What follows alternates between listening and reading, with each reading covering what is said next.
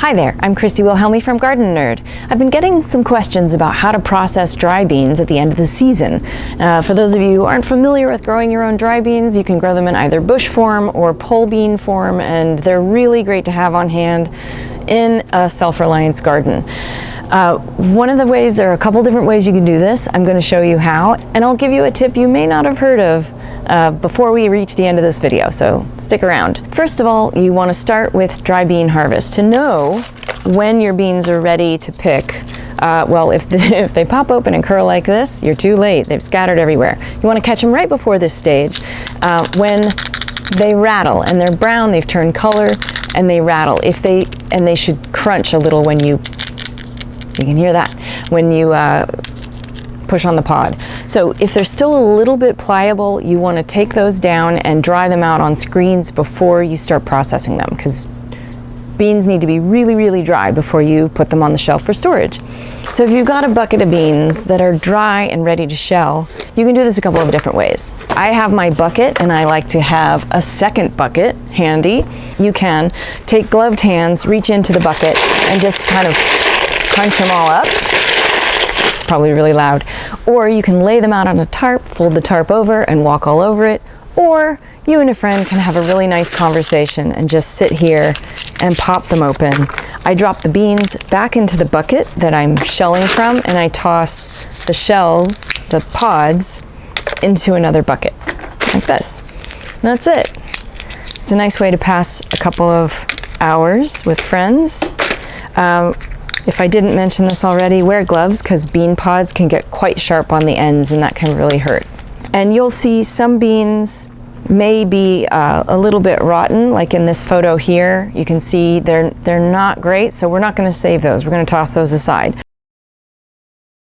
If you shelled your beans by hand, they're pretty much clean already, and you don't need to do the next step. But if you put the beans on a tarp or crush them inside the basket, then you're going to need to do the following step. The next step is called winnowing, and for that you need the bucket with your beans in it, another bucket, and I like to use a trough, cement trough thing, just to catch any overflow, and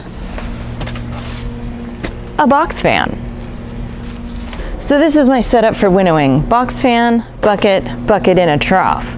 Now, for smaller grains and smaller beans, you want to use a screen instead of this method, but for bigger things, this is great.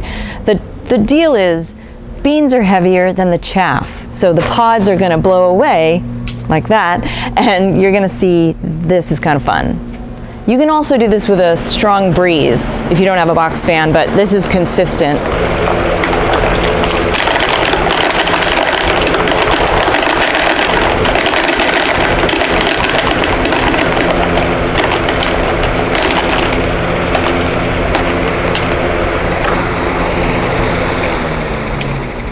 And the trough planter will catch some of the overflow if some of the beans get out. But it's pretty much, that's the trick. You may have to do this 2 or 3 times to get everything clear, but for the most part, once is going to make a pretty good pass, and then you can hand pick the rest out.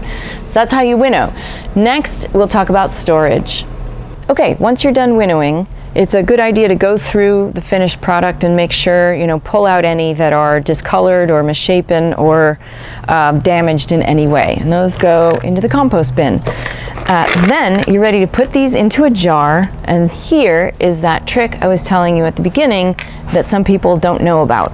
Before you put this on the shelf for storage, you want to put the jar with a tight-fitting lid in the freezer for 3 days. Why do we do that? Well, because there are all kinds of microscopic little critters living on the surface of these beans, and you want to kill them in the freezer before you store them, because what happens if you don't is you might 2 months down the line, go to pull out your jar of beans, and it may be full of holes with all kinds of detritus on the bottom. You don't want that. So put the jar in the freezer for 3 days with the lid on, and when you take it out of the freezer, set it on the counter, don't open it up, let it come to room temperature, and then once it does, then it's ready for storage. So that's it. That's how you process your dry beans for storage for use year-round. You can do things like Christmas lima beans, Royal Corona beans, Corona, I'm not kidding, black-eyed peas, and a bunch of other really great beans. So try growing dry beans for yourself and store them for use year-round. If you like this video, share it with your friends, and don't forget to subscribe and click on notifications so you'll find out when our next video comes online. Consider becoming a Patreon subscriber to support all the free stuff that we do here at Gardenerd. And of course, happy gardening.